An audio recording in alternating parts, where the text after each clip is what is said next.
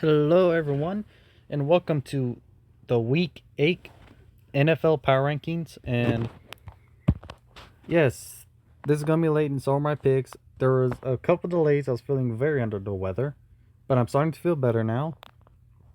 And yeah, this is going to be a very interesting week. This is where things start to look a little funny, but again, just like last year, towards the end, everything just sets in place and everything is where they go. Because remember, this is an attempt at an unbiased power rankings. I'm still each year I do a little bit of changing the rules.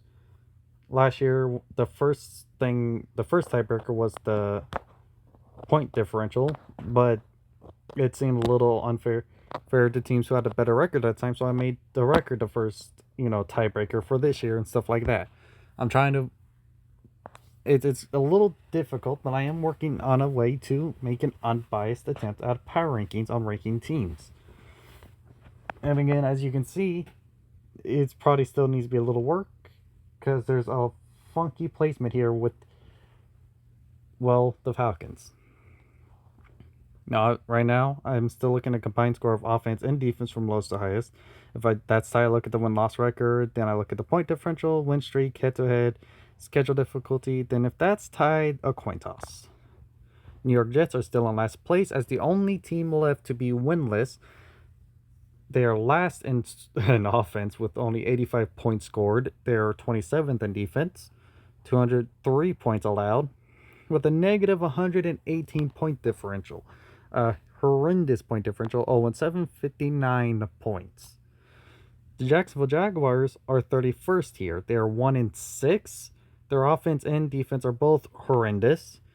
Offense improved a little bit, 25th, with a negative 66 point differential. And 30th place, you have the New York Giants. Again, a little bit better offense and defense, but still pretty bad, but, could be worse. But definitely below average, negative 52 point differential, 1-6 record. Giants fell down to, 30th place. Not a very good team as you would expect, but no team in the NFC East is really that good. You got the Minnesota Vikings, who are surprisingly terrible this year. Many people expected them to even win the division. So this is like a shock at how bad they're doing. They're 1-5. Their offense is ranked 24th in score, and their defense is 23rd in points allowed, with negative 37 point differential. Then you got the Houston Texans, who are sitting steady at 28 right now. Again, a really bad team. Many people expect this team to do bad, but a lot of people were mostly Houston fans were hoping that they would be a lot better than this. And actually, some people still were expecting them to be a little better. Not They knew that Texans would be bad, but this is just surprisingly bad. Their offense is actually not the worst. It's below average by 1. It's 17th. Middle of the pack would be 16 because of 32 teams. So it's about average, but their defense is way below average, nearly at the bottom at 29th with a 51 point differential. Yeah, it's not a very good team. Then you got the Dallas Cowboys, another very bad team. A pretty good offense, but that's not going to be good for very long. They lost Dak, and then Andy Dalton is going to be out for a bit due to concussion protocol. And then, so you got a third string quarterback for a bit. Not exactly ideal. They're 13th in offense right now. Probably going to fall even more after the next week. And they're dead last in defense. They are the worst defense in the league. They gave up the most points in the league still. A negative 67 point differential, but they are 2-5 somehow. And then you got the Washington football team with no name and no logo and nothing. They're 28th in offense, a pretty bad offense, but surprisingly, they're 16th in defense. Their defense is average. They're 2-5, negative 32 point differential. But then another just awful team. And then you got the Philadelphia Eagles. And yes, this is the 4th NFC East team. The best NFC East team is ranked 25th. None of them even crack the top half. That's just how bad the NFC East is right now. The Philadelphia Eagles moved up to 25th. They are 18th in offense and 25th in defense. Both of them below average. They are 2-4-1 though. The team with the best record in the NFC East somehow. And then you got the Cincinnati Bengals at 24. And yes, they are only one win, but like I said, it doesn't attempt an unbiased power ranking.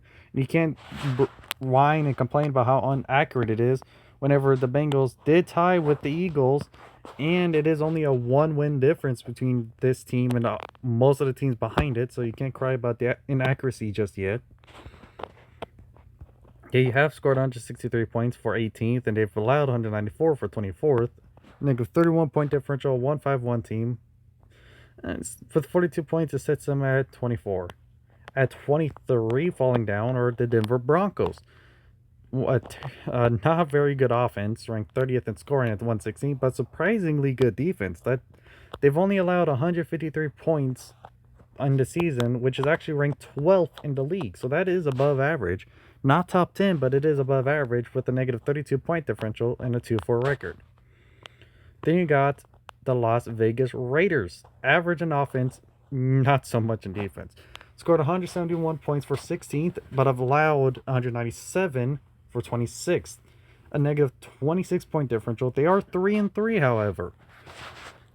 But I'm not too sure how much that will continue. Their defense is not looking too hot, it seems. But it could just be the teams they play. Then you got the New England Patriots. A top 10 defense, but a horrible offense right now. That offense has not been doing so well. 31st. Yes, the New England Patriots are 31st in points scored with 115. But they are 9th in points allowed at 143. Negative 28-point differential, 2-4 record. Then you got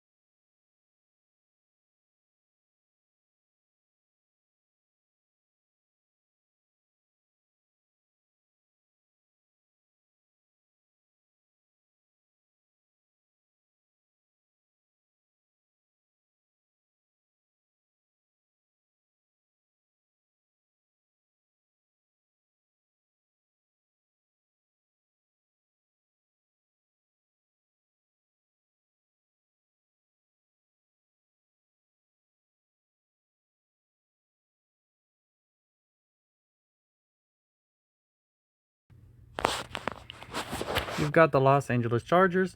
They're 149th in points scored, which is 26th in the league. But their defense is also pretty good and underrated. That offense is going up though, so this team look out. This team is going to be really, really good. That offense is moving up, and they've already had a pretty good defense, ranked 14th. Again, it's not top 10, but it is above average, and with the 2-4 record, 40 points lands them in the 20 spot.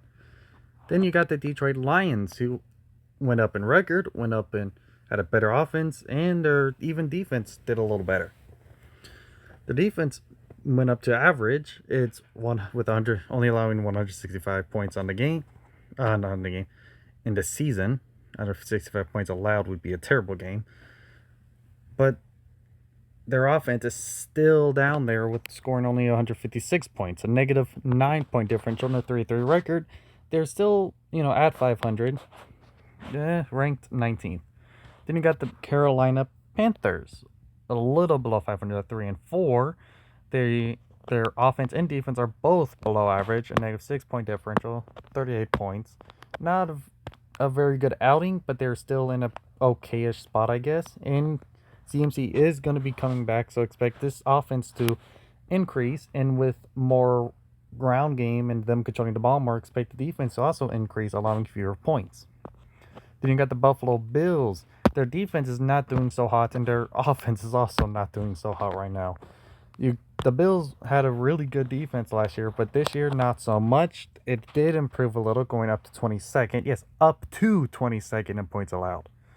Their offense went down to 15th though. -4, 5-2. Yes, this is one of the oddities.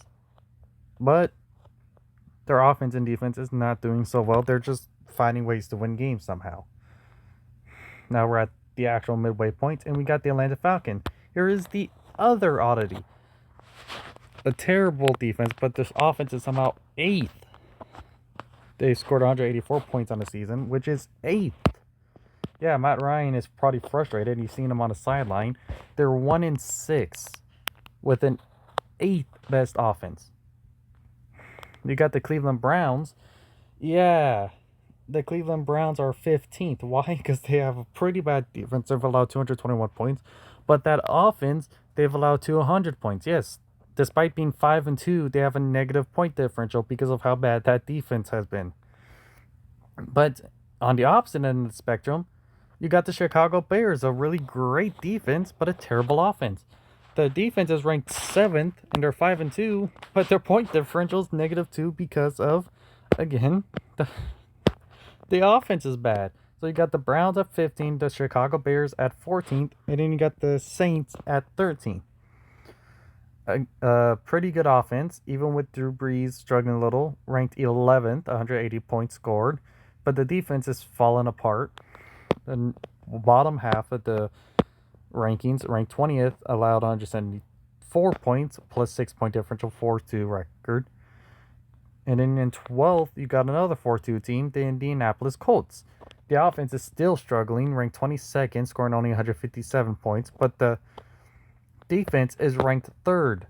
They have the 3rd best scoring defense. They've only given up 115 points. A positive 42 point differential with the 4-2 record. If they win this Super Bowl this year, it's going to be either because of that defense is just that good, or their offense has found its stride, and that defense is just that good. Then you got the Miami Dolphins.